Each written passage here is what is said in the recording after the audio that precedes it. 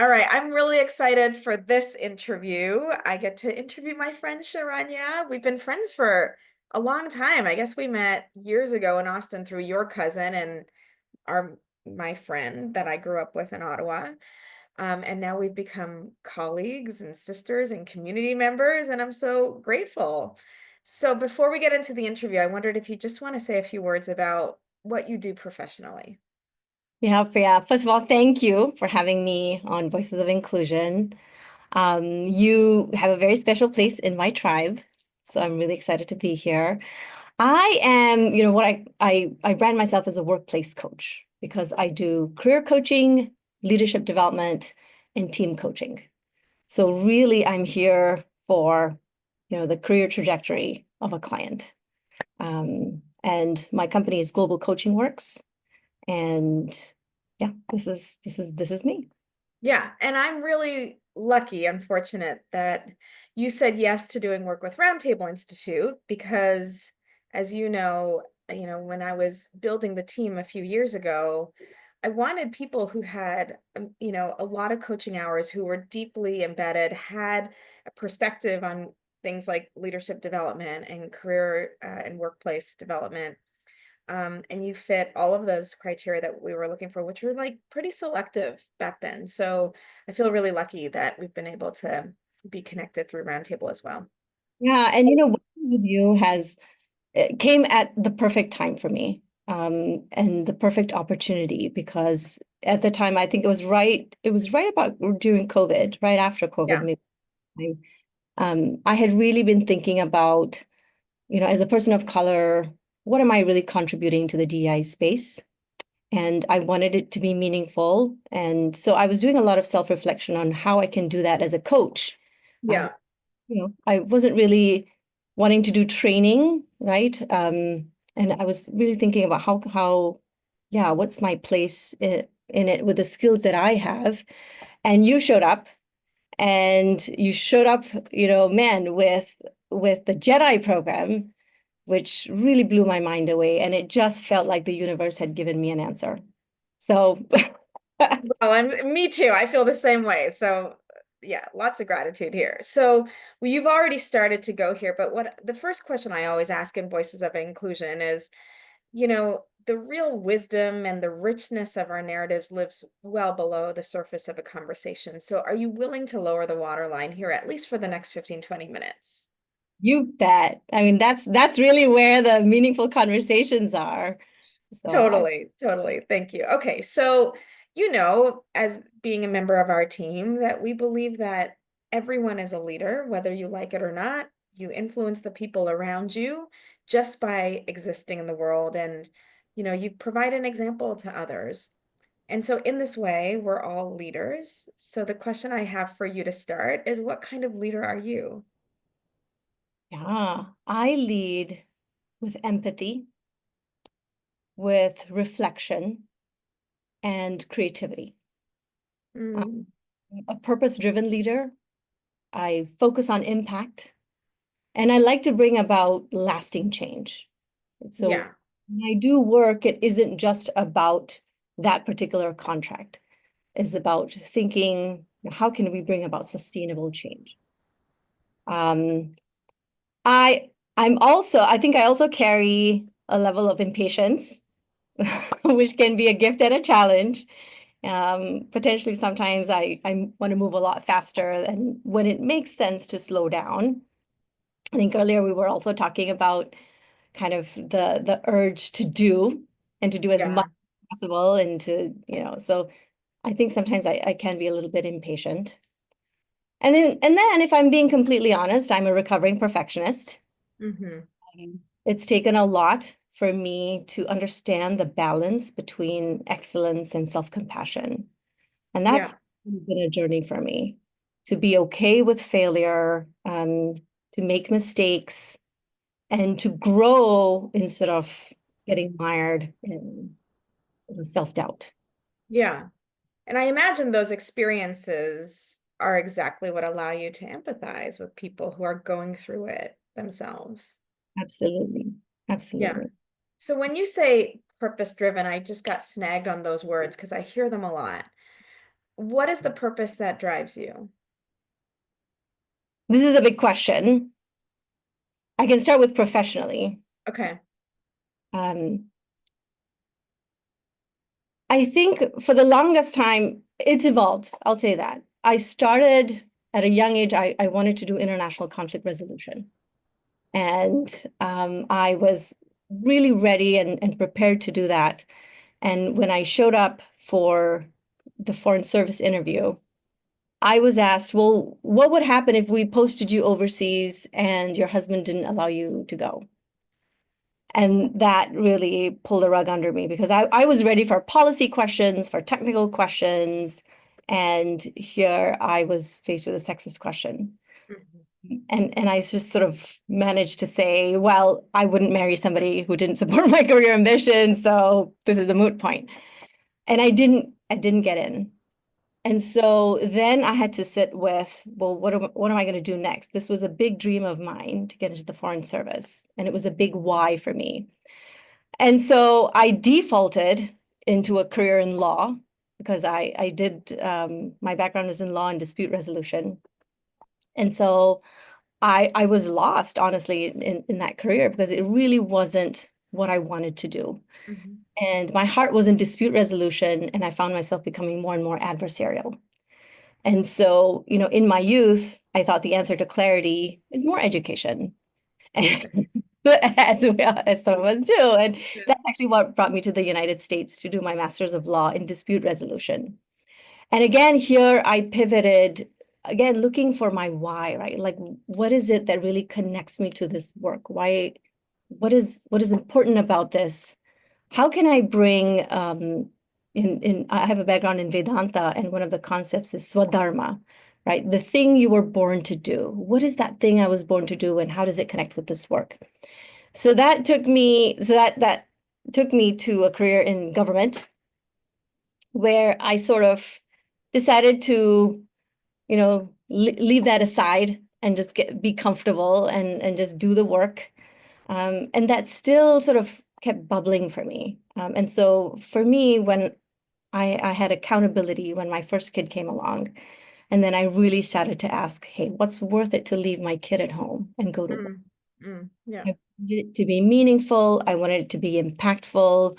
I wanted to make, a decent living, and I knew I had enough education. I had two law degrees. I didn't need more education, right? I just needed to bring my skills and talents in the right space, where I could really serve people. And so I think that motivation for service is Mhm. very strong in me, and that really drives my work. I always ask the question, hey, how can I serve in this moment? Yeah, For me, totally. That is so you. Yeah. for me at that time, I had just transitioned, three careers. And so I said, hey, if, when I got into coaching, I started out being a career coach because I said, hey, what if I had worked with a career coach when I was younger? Right? I might have had a different career trajectory. Right. Right. Yeah. Yeah. And So I, I, go ahead. this theme of conflict resolution, of course, is a big one in individual coaching too. I find that so much of the work we do as coaches is untangling our own internal conflicts, right? So some of the same skills we use to manage and to facilitate through interpersonal conflict are exactly the same for us to manage intrapersonally, but we don't always think of it that way because we get in our own ways. Absolutely. Gosh, and you make me think about, well, for the longest time, I had trouble sitting in the fire of conflict. Right. I Yeah. think I got a whole degree in dispute resolution just to figure out how to do that.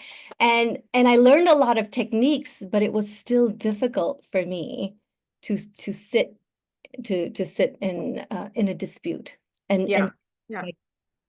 and my background in team coaching is actually what helped me finally cross that hurdle. Yeah. Yeah. I love that so much because it is obviously you're not the only one who finds it difficult. It is a difficult but very human experience for us to be in the fire of conflict, whether it's in ourselves or with others, because of that social threat that we experience, particularly in teams. And I think it's so rewarding to witness the dismantling of the armor up when we're feeling threatened in a team, right? And the work we do can really facilitate that. Now, one of the biggest lessons I've had to learn as a team coach is don't make it about me. Yeah, It's their conflict. You're there for them and it's their conflict. It's not about you. Don't make it about you. yeah, yeah, yeah, yeah, Really, and there are some skills, right, in team of coaching, course. Yes. stay neutral that help you hold a system. Yeah, Um, yeah. That equanimity has been a real pillar for me in my practice as well, in coaching and facilitation. Yeah. Um, okay, so your purpose has developed over time, but it's had this common foundation of service orientation, which is also, if I had to define you, I would certainly say you have an intent to serve, an intent to like spread I don't know what it is, maybe like peace or harmony or even love, like there it's part of your energy field, I feel. And knowing that that's going to continue to develop over time, I'm curious, how do you want to be known? yeah. And that's the question that really drove me to team coaching. Hmm. I mentioned I started out as a career coach. And then, I, just by way of background, I noticed that clients who are coming to me, would say, "Hey, I hate my job. I want to move jobs." But when we dug deeper, when we went below the surface, it was really about how they were showing up as leaders Yeah, and managing up and managing their teams. And so I started offering leadership coaching. And then really over COVID was when, I sat with a question of really like, what have I done as a person of color? What have I contributed? How have I helped? How can I serve? yeah, And it brought me to team coaching because I was realizing that a lot of particularly the women leaders that I worked with, would say, this idea of like bringing my whole self to work, I don't think the workplace is ready for that. Um, yeah, yeah. I know, I remember that. Yeah, you know and it was true. I realized this wasn't about their individual confidence. This was really about the system they were in, and in order for me to bring about lasting change, I had to be able to work with a system and help shift a system. And so that's what brought me to team coaching. So I think I want to be known as somebody who was able to bring about lasting change by helping the system become more inclusive. yeah. I Where, love that. I love it so much because it's not a goal to be accomplished, it's a purpose to be extended, right? Like you can always find deeper ways to build inclusion. There's no limit. There's no limit to creating lasting change, right? It's a challenging way to be known, right? It challenges you. yeah, and it's something.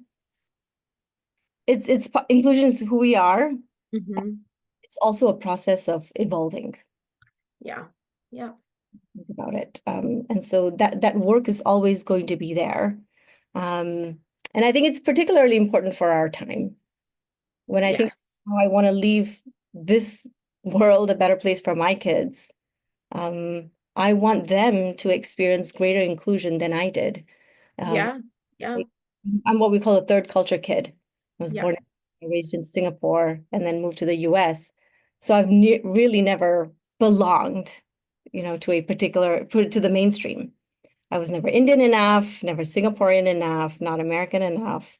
And so I've really had to work with how do I belong, right? And what is that sense of belonging? How can I stay included? And so for my children, I would like to leave a world where they're included and so that Yeah. the potential can be fully realized. Yeah, and that they can claim it, right? I think of Brene Brown's work around belonging, which is really like it's a claim of belonging to ourselves and not dependent on the people and circumstances around us, which is, of course, easier said than done and requires an enormous amount of courage. But if we can teach, I'm with you, if we can teach our kids that claiming, um, I think they're going to live in a very different world than you and I grew up in. And I think it's both, right? Both working with them to develop their confidence and sense of belonging, and also the system. Totally. Yeah, we're doing both. Yeah, No, of but if course. we Yeah. get poisoned pond, like they're not going to survive. Like I know. both of that, I think needs to be done. Yeah. Yeah. What do most people get wrong about you when they first meet you? I think they think that I'm not adventurous. Oh, I could see that. Yeah. Well, she's very reflective and, Yeah. probably very careful decisions and doesn't stray from her comfort zone. And that's really not true about me. I love to push boundaries. I love stepping into the unknown. And I've done that all my life. I mentioned I was a third culture kid, so I moved countries. I started from scratch in cities. I actually have a funny story about this. Years ago in my youth, a friend of mine invited me to go skydiving. We were on a road trip, and he said we should go skydiving. And for some reason, I thought he was talking about hang gliding. Uh-huh. And so we arrive at the skydiving school. I see people jumping out of planes, and I'm like, "What is going on? I'm not doing that." And he said, "What do you think I was doing?" So anyway, I was like, "Nope, I'm not doing this. This is not for me." And then I talked to the instructor, and I said, "You should just like take me out of the list. I'm not doing this." And he said, "Sure, no problem. We're not going to force you." Just he invited me to do the moves. There are some maneuvers you have to do if you're airborne. And I said, "Fine. This is a waste of time, but fine." And then the whole lot of them went to get ready and put on their gear. And he sat with me and he said, "What are you really afraid of?" And he explained the odds of, calamity to, to me. He said, very, very slim. And he said, "What are you really afraid of?" And I said, I don't know. Like, I could die. My heart could stop. I don't know when I'm falling out of the sky." And he looked at me into my eyes and he said, "I think you're really afraid of the unknown." And I think that's what clicked for me, that that's not something that I was going to be afraid to do. Oh, So I did the skydiving and I jumped out of the I sky. love that. But that lesson, that experience really stayed with me. And since then I step into the unknown. I mentioned I shifted careers. I think I've grown as a coach as well. Uh, Yeah. Stepped out of my comfort zone. I remember even our first discussion, Priya, you and I, when we decided to collaborate, I said I was really excited because, I was really scared to do something different. And, I was happy that you had given me an opportunity to step out of my comfort zone. Hmm. Hmm. So for me, adventure, is about stepping into the unknown and Yeah. Oh, I love that story. It's so good. Yeah, because the unknown is always available to us. And um, it does require us to step into it. Otherwise, we miss the opportunity. It just passes us by. Yeah, love that. Okay, what commitments have you made that you no longer believe in? We talked a little bit about perfectionism. I don't know if that's a commitment, but I'm just curious, like, obviously you're a growing person. You're someone who likes to grow and you're self-aware. What is it that you no longer believe in that you once did? so at a personal level, I had wanted to do an Ironman. I went all the way to an Olympic distance, and then I was really set on doing an Me Ironman. too. You and I both. Like I was like, I'd signed up and everything and then didn't do it in the end. That's so funny. I'm 40s, and yeah, that's not looking possible at this point. And and maybe I don't need to prove my strength in that way, right? I think it's my focus has shifted more to just staying healthy. Yeah, yeah. That's at a personal level. I think at a professional level, I've let go of the idea of helping people bring their whole selves to work. This Interesting. Oh, this is good. this was In fact, I rebranded a couple of last year. I rebranded last year, and in my previous business, my whole website was about bringing your whole self to work. Yeah. And as I worked with more and more women, I realized that it you don't have to, sometimes it's an act of self-care to not do that because the system isn't ready. Yes, that's right. Yes. Yeah. So maybe it's not about bringing your whole self to work, but about bringing your true self to True work. self. Yeah. Right? Like, Bringing the version, I mean, I don't, I can't think of a single space where I bring my whole self to. I'm always calibrating according to the social environment. Um, and so it almost feels like an impossibility, right? It doesn't even feel like an ideal to me. Like, why? Why do we want to do that? But can we find spaces where we can be authentic, where we can feel comfortable, welcomed, and be truly creative and innovative? Yeah, to me, that feels like an ideal. That feels like something to strive towards. yeah, it was hard for me to let that go. Again, I built a Sure. bit, but yeah, it made me realize that, authenticity and bringing like your whole self to work like are two different things. Yes. They can Yes. be the same, but they're also quite different. Um, Yes. Yes. that's something I've had to let go of. Good. Yeah, I love that. Um, what do you feel most grateful to have in your life right now? Hmm, there's a lot. In terms of people, I think definitely my husband. Hmm. He's a rock. Yeah. Rock, he's my pillar. He's a constant, and he's so supportive.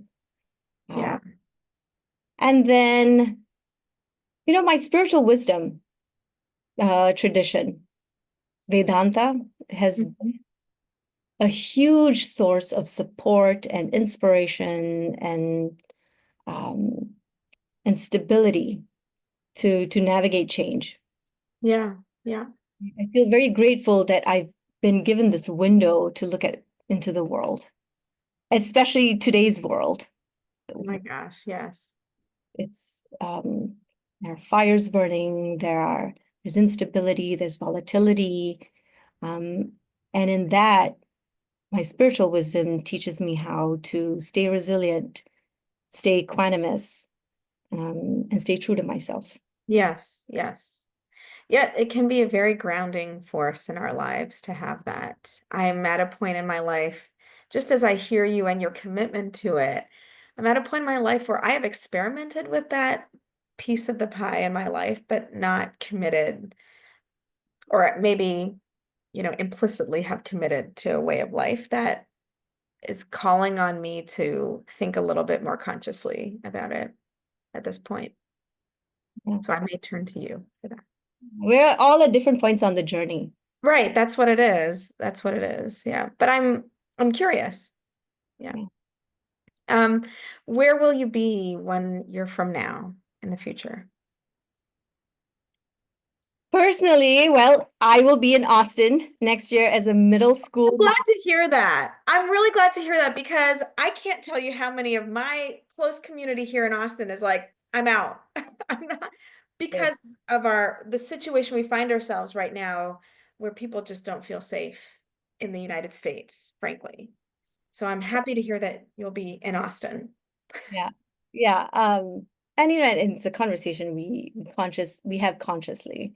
But Austin is home to us, and Yeah. we have a beautiful tribe of caring, loving Yeah. and colleagues.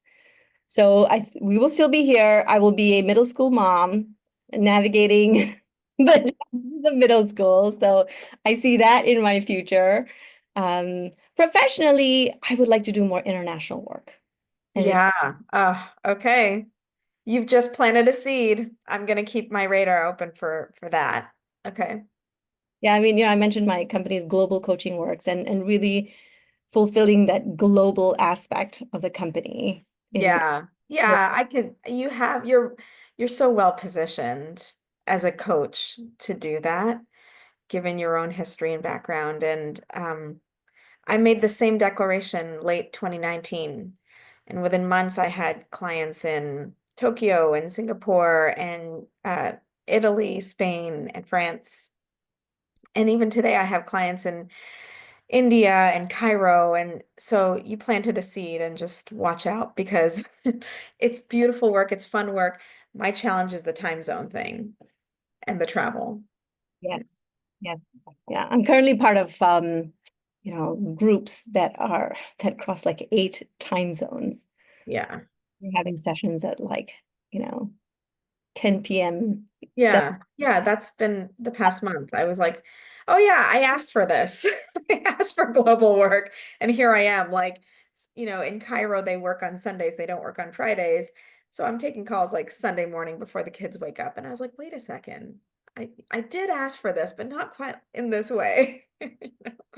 So yeah, I think it's wonderful, rewarding, amazing work. It expands my boundaries so much, which, you and I love when that happens. So, okay, last question. This is a question we ask everybody in Voices of Inclusion. It's always interesting to me how people receive this question. Sometimes people go really deep and big, and sometimes people just stay at the surface. So I'm just curious, what's a semi-big decision you have to make this month? Hmm. Well, I'll go deep since that was my commitment from the beginning. Um, I've had to navigate some medical challenges with my son. And so this month I'll be navigating some of those decisions. It can be really challenging, um, to have a child with medical challenges. Yeah. And and there's so much uncertainty and and the need to self-advocate, to advocate for them, to advocate for me. Um, and there are some decisions I'll need to make. We'll Yeah. need, and I, Yeah. and that's a big one. But I think he's very resilient. Yeah. Yeah. Yeah. Mm. And you are too. Sometimes I studied resilience and I love the concept and I think it's important. And I obviously, as a coach, we work to build resilient capacity in our clients. And there are times when I wish we didn't have to be resilient. So the only reason we have to be is because there is something stacked up against us, right? And so it calls on us to be resilient. So I'm wishing you a lot of the best there. And and life is always changing. It's always changing. I We know. be as if it's all going to stay the same, and it never is. Yeah. Um, so I think we're built to be resilient. If Right. we get out Yeah. of our own way, Of uh, course. Of course. That's what we're here for. Yeah. Yeah. yeah. And so, through these decisions, just staying objective, staying equanimous, and doing the best I can. I think Yeah. that is Yeah. Yeah. It's a test of that. Yeah. Well, I've learned a lot from you and I feel more connected to you. Of course, I knew a lot of these things about you, but it's always nice to just dig deeper. Is there anything else you'd like to say in conclusion of this conversation? This has been a beautiful discussion, Priya. I mean, likewise, I feel more connected. We've worked together in different capacities. And I think I just want to say, like, I'm again very grateful to have you in my tribe. I look up to you, I admire your work, I follow your work. And I think you're a leader in so many ways, and you've inspired me in so many ways to become a better leader. Oh, thank you. That means a lot. I mean, I feel the same way about you. Every time you post on LinkedIn, I learn something new and I'm like, oh, I can't believe like you just did the silent retreat and all the work you've done as a playwright and in your production of plays. Like we didn't even talk about all the things you're doing in the community. And it really is remarkable. And so, yeah, of course, like when I was building the team, I was like, who, the theory that like you're most influenced by the closest people around you or whatever. I'm like, yeah, I want to be influenced by these people who I'm inspired by and who I look up to and who I admire and are living their lives very congruently with their values. And, um, it took me a few years to see that because you and I didn't really know each other at first. But then I saw it, I think, and I was like, oh, I need this person in my inner circle. So I feel the same way. Yeah, and on that point, yeah, we didn't talk about Leela, which is the theater company that I run here in town, Yeah. an Indian community theater. And I think that was, I mentioned earlier, I sort of gave up on the idea of bringing, our whole selves to work. I think somewhere I may still be hanging on to that for myself, Mm, that Leela is an attempt to bring my whole self to the world of the work, world, yes. Yeah. right? Um, I'm a coach. I'm also an artist. I'm Yeah. also a mom. I'm, also a facilitator. I'm all of these things. And so through Leela, I think I really am trying to do that work Yeah. and sort of break down these silos of, well, that's my passion, this is my work, and that is my job, or whatever silos we create, to say like this is me in the world of work. And you You know, know, I want you to know how impactful that is. We are all multidimensional, but we can allow the circumstances to define us by the things we do for our vocation or in our families. But we are the one, like to me, true inclusion means we define who we are and we let people know by the things we do.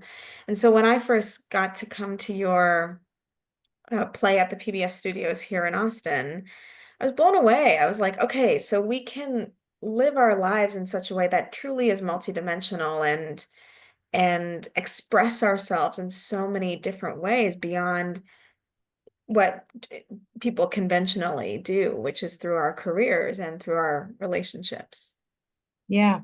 And I think that particular production, Anklets in the Boardroom, was for me an ikigai, right? Was for me Mm, ikigai rather, because it was theater, it was coaching, it was facilitation. And I really got to, and I was so at home in that space, telling stories that really mattered in the community and yeah, being of service, right? So I think totally. Yeah. for me, and I'm so happy that you were there and you were part of it. So Oh, well, I mean, it was obviously it was personally meaningful for me. That's why I came to both of the shows. And to be featured in there was to have my story featured was also like incredibly meaningful. And I remember thinking, gosh, you have to do more of this. Like we collectively need more of this. It's so therapeutic, it's so revealing, it's inspiring, and we're not talking about what you did, but what you did was actually quite magical, right? And what your actors did and the whole forum, and it blew my mind. thank you. And this year, the city of Austin has given us another grant to do Angler Good, through, and good. has partnered with us again. So we're thrilled. We're excited. We're Yeah. gonna have a next show in May. So Yeah. And I like this is just so people who are watching know this is based on the framework of theater of the oppressed, um, which, I learned about back in grad school and I'd never seen it come to life in the way that you've done it. It really was beautiful. So I'm just so pleased that you have continued funding to do this. I hope it gets bigger and bigger and bigger because it really was powerful. there are so many stories to share. This year, the original production was about South Asian women's stories of discrimination in the workplace. And this year, we're expanding it to include Asian women's stories. Awesome. Um, Awesome. so we have Good. Good. Yeah, this is how you amplify. Thank you again. Such an honor. Obviously, we could talk for days. Let's plan a time for us to go for a walk soon. I know that you've got a lot going on right now, but I do think that it's helpful to insist on time together and connection in nature. So I'd love to do that. Thanks again. Thank you.